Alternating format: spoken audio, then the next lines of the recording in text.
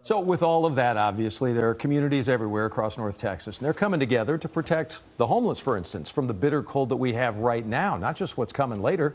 Olivia Leach spent part of her day today at an Irving shelter, not only providing a warm place to stay, but in some cases, changing lives.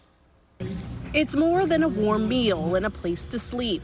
Here at the Irving Inclement Weather Shelter, volunteers spend time with guests, help out with laundry, and even play games with them. We use a term called radical hospitality.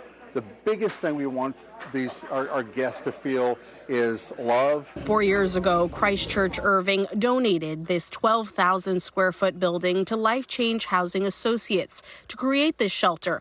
It's almost entirely funded by private donations from neighbors and organizations. We don't have a kitchen here, and so everything that we eat here is brought in. The shelter is always in need of businesses willing to sponsor a meal. The shelter will be open through January 11th. Giving them a place where they can get out of the weather, a warm, safe place. Volunteer Tangela Bedford knows what it's like to be out in the streets in this weather. Especially when it's cold and raining, ice. She was once homeless herself. Over the last year, the team here has connected her with resources that found her a place to stay, a new job, and hope. This time last year, I was actually in a shelter, and now I'm here to volunteer because I'm graduated, I guess you could say, and got back on my feet to where I needed to be. Over the last 2 years, they've helped 150 people find stable housing and helped hundreds stay out of the cold. I try to tell people all the time, don't think that we're anything special, that I'm anything special because I'm doing this. I'm not.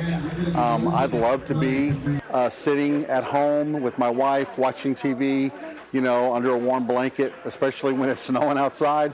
But the Lord has called us to do this, to help others. Summer Cromartie started volunteering here last year. The first time we volunteered, we knew that this was home for us.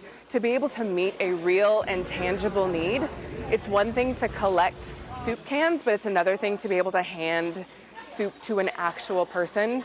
It's that community that makes all the difference. I just know that these folks are people with stories and mothers and kids, and they are just like I am. In Irving, Olivia Leach, CBS News, Texas.